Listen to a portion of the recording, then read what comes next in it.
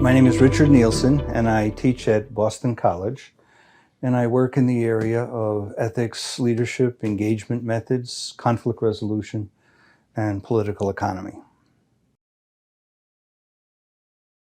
Growing up in New York City, first Brooklyn and then Queens, and then we went out to the island, there were several instances where many people saw that there was unethical behavior going on, there was corruption going on, and they didn't do anything. It wasn't a question of understanding. They were big, important things. And people were getting killed, lots of money was being stolen.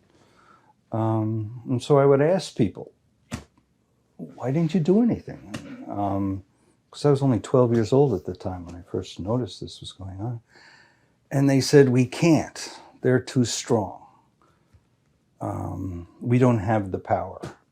And if we do anything, they'll hurt us. They'll retaliate against us. And two, we don't know what to do. Given the circumstances of the huge power differentials, I don't know what we can do. And so that struck me. And I wrote my dissertation about how to try to motivate people who feel powerless, fatalistic, what the communications and economic development people called fatalism, what the psychologists called external locus of control, what the sociologists called alienation. And ever since then, I've been trying to find out ways to try to help people who feel relatively powerless to be able to help themselves and the people they love and care about. There's an epistemology that I think more people could use, but if anything, it's getting worse. The pressures in academia to publish in the narrow, most rigorous journals, for the most part, think academics don't have very much to learn from practitioners. We have the answers, and we have to figure out better ways to get them to do what we think they should do. And it's not theory building based on the gaps in the practice. And for me, the biggest gap in the practice has been these gigantic power differentials and these lack of knowledge about, again, not what's right or wrong. For the most part, people understand that, but lack of knowledge about what can I do about what is not good enough or what's wrong to try to solve the problem. And I never intended to be working so closely with practitioners, but almost everything I've written is based on work I've done with practitioners in many different parts of the world.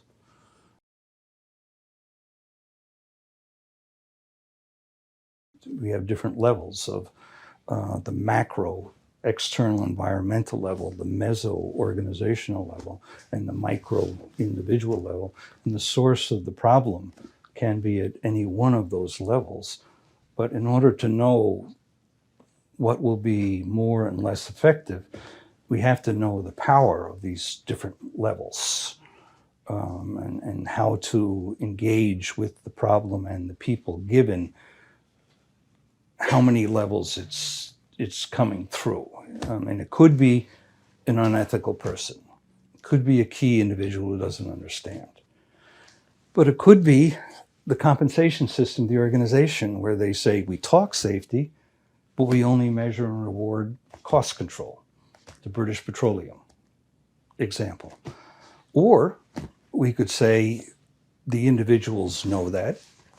They know the compensation system.